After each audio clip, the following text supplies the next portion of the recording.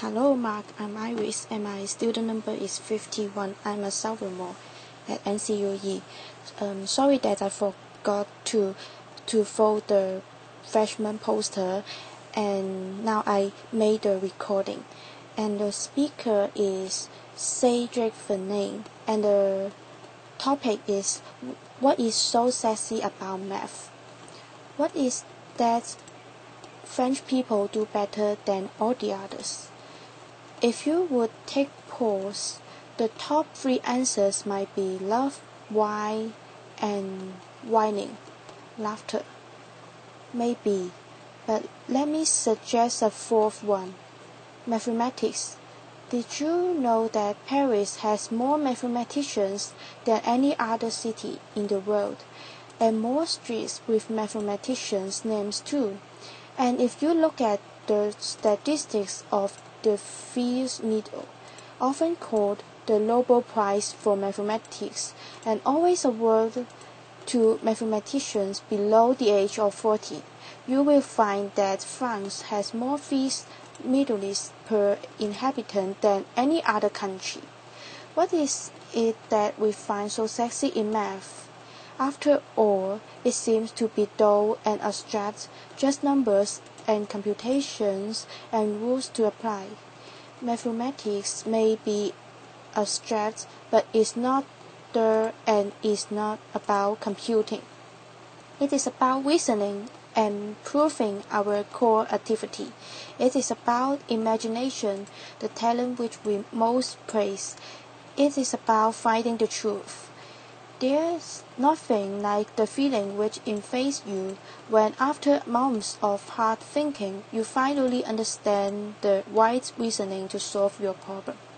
The great mathematician on the way likened this, no kidding, to sexual pressure, but looking that this feeling can last for hours or even days.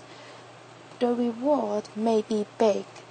Hidden mathematical truth permeates our whole physical world, that they are inaccessible to our senses but can be seen through mathematical lenses. Close your eyes for a moment and think of what is occurring right now around you. Invisible particles from the air around are bumping on you by the billions and billions at each second, all in complete chaos, and still their statistics can be accurately predicted by mathematical physics. And open your eyes now to the statistics of the velocities of those particles, the famous bell-shaped Gauss curve, or the law of errors, of deviations with respect to the mean behavior. This curve tells about the statistics of velocities of particles in the same way as a demographic curve would tell about the statistics of ages of individuals. It's one of the most important curves ever. It keeps on occurring again and again for many theorems and many experiments, as a great example of the universality which is so dear to us mathematicians. Of this curve, the famous scientist Francis Galton said it would have been defined by the Greeks if they had known it. It is the supreme rule of unreason, and there is no better way to materialize that supreme goddess than Galton's board. Inside this board are narrow tunnels through which tiny balls will fall down randomly, going right or left, etc., all in complete randomness and chaos. Let's see what happens when we look at all these random trajectories together. Board shaking. This is a bit of a sport, because we need to resolve some traffic jams in there. We think that randomness is going to play me a trick on stage. There it is, our supreme goddess of unreason, the Gauss curve, trapped here inside this transparent box, a stream in the sentiment comics. For you, I have shown it, but to my students I explain why it could not be any other curve. And this is touching the mystery of that goddess, replacing a beautiful coincidence by a beautiful explanation. All of science is like this, and beautiful mathematical explanations are not only for our pleasure, they also change our vision of the world. For instance, Einstein, Peter, Smolensky, they used the mathematical analysis of random trajectories and the Gauss curve to explain and prove that our world is made of atoms. It was not the first time that mathematics was revolutionizing our view of the world. More than 2,000 years ago, at the time of the ancient Greeks, it already occurred. In those days, only a small fraction of the world had been explored, and the earth might have seemed infinite, but clever Eratosthenes, using mathematics, was able to measure the earth with an amazing accuracy of 2%. Here's another example. In 1673, Johnny Strange noticed that a pendulum swings slightly slower in Cayenne than in Paris. From this observation alone, and clever mathematics, Newton widely deduced that the Earth is a wee bit flattened at the poles, like 0.3%, so tiny that you wouldn't even notice it on the wheel of the Earth. These stories shows that mathematics is able to make us go out of our intuition, measure the Earth which seems infinite, see atoms which are invisible, or detect an imperceptible variation of shape. And if there is just one thing that you should take home from this talk, it is this: mathematics allows us to go beyond the intuition and explore territories which do not fit within our grasp. Here's a modern example you will all relate to. Searching the internet, the World Wide Web, more than 1 billion web pages. Do you want to go through them all? Computing power helps, but it would be useless without the mathematical modeling to find the information hidden in the data. Let's work out a baby problem. Imagine that you are a detective working on a crime case, and there are many people who have their version of the facts. Who do you want to interview first? Sensible answer: prime witnesses. You see, suppose that there is person number 7 tells you story, but when you ask where he got it from, he points to person number 3 as a source, and maybe person number 3 in turn points at person number 1 as the primary source. Now number 1 is a prime witness, so I definitely want to interview him. Priority. And from the graph we also see that person number 4 is a prime witness, and maybe I even want to interview him first because there are more people who refer to him. Okay, that was easy. But now what about if you have a big bunch of people who will testify? And this graph, I may think of it as all people who testify in a complicated crime case, but it may just as well be web pages pointing to each other, referring to each other from contents. Which ones are the most authoritative? Not so clear. Enter PageRank, one of the early cornerstones of Google. This algorithm uses the laws of mathematical randomness to determine automatically the most relevant web pages, in the same way as we use randomness in the Galton board experiment. So let's send into this graph a bunch of tiny digital marbles and let them go randomly through the graph. Each time they arrive at some site, they will go out through some link chosen at random to the next one, and again and again and again, and with small growing piles, we'll keep the record of how many times each site has been visited by these digital marbles.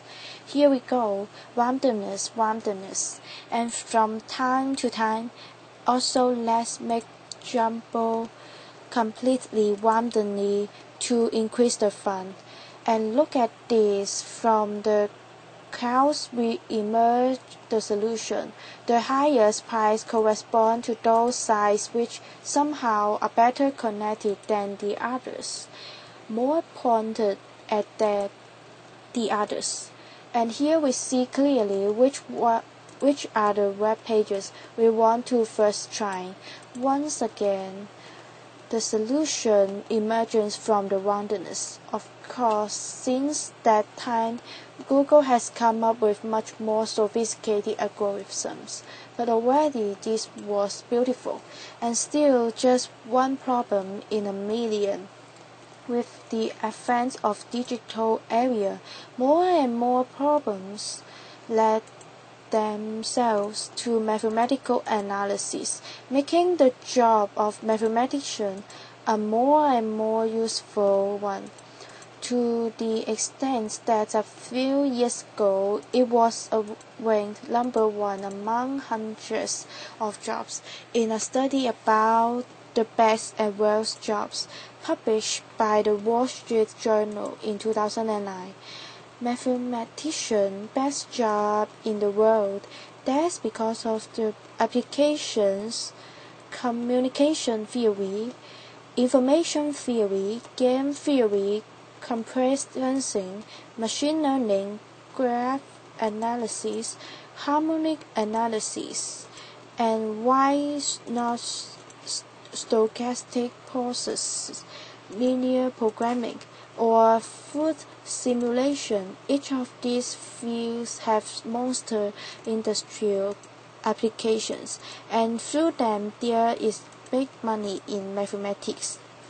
And let me concede that when it comes to making money from the math, the Americans are by a long shot the world champions, with clever, emblematic billionaires and amazing giant companies, all resting ultimately on good algorithm. Now, with all this beauty, usefulness, and wealth, mathematics does look more sexy, but don't you think that the life a mathematical researcher is an easy one?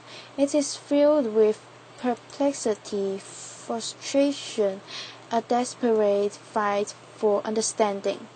Let me evoke for you one of the most striking days in my mathematician's life, or should I say one of the most striking nights. At that time, I was staying at the Institute of Advanced Studies in Princeton, for many years the home of Albert Einstein, and arguably the most holy place for mathematical research in the world. And that night I was working on an elusive proof, which was incomplete. It was all about understanding the paradoxical stability property of plasmas, which are clouds of electrons. In the perfect world of plasma, there are no collisions and no friction to provide the stability like we are used to. But still, if you slightly perturb a plasma equilibrium, you will find that the resulting electric sheet spontaneously vanishes or dumps out, as if by some mysterious friction force. This paradoxical effect, called the long-down damping, is one of the most important in plasma physics, and it was discovered through mathematical ideas. But still, a full mathematical understanding of this phenomenon was missing, and together with my former student and main collaborator, Sophomore, in Paris at the time, we had been working for months and months on such a proof. Actually, I had already announced by mistake that we could solve it, but the truth is, the proof was just not working, in spite of more than 100 pages of complicated mathematical arguments and a bunch of discoveries and huge calculation. It was not working, and that night in Princeton, a certain gap in the chain of arguments was driving me crazy. I was putting in there all my energy and experience and tricks, and still nothing was working. 1 a.m., 2 a.m., 3 a.m. Not working. Around 4 a.m. I go to bed in low spirits. Then, a few hours later, waking up and go, it's time to get the kids to school. What is this? There was this voice in my head, I swear. Take the second term to the other side. Forest transform and inference is in L2. Laughter. Damn it. That was the start of the solution. You see, I thought I had taken some rest, but really my brain had continued to work on it. In those moments, you don't think of your career or your colleagues. It's just a complete battle between the problem and you. That being said, it does not harm when you do get a promotion in reward for your hard work. And after we complete our huge analysis of the long-down damping, I was lucky enough to get the most coveted Peace Medal from the hands of the President of India, Hyderabad, on 19 August 2010. An honor that mathematicians never dare to dream, a day that I will remember until I live. What do you think? On such an occasion, pride, yes, and gratitude to the main collaborators who made this possible.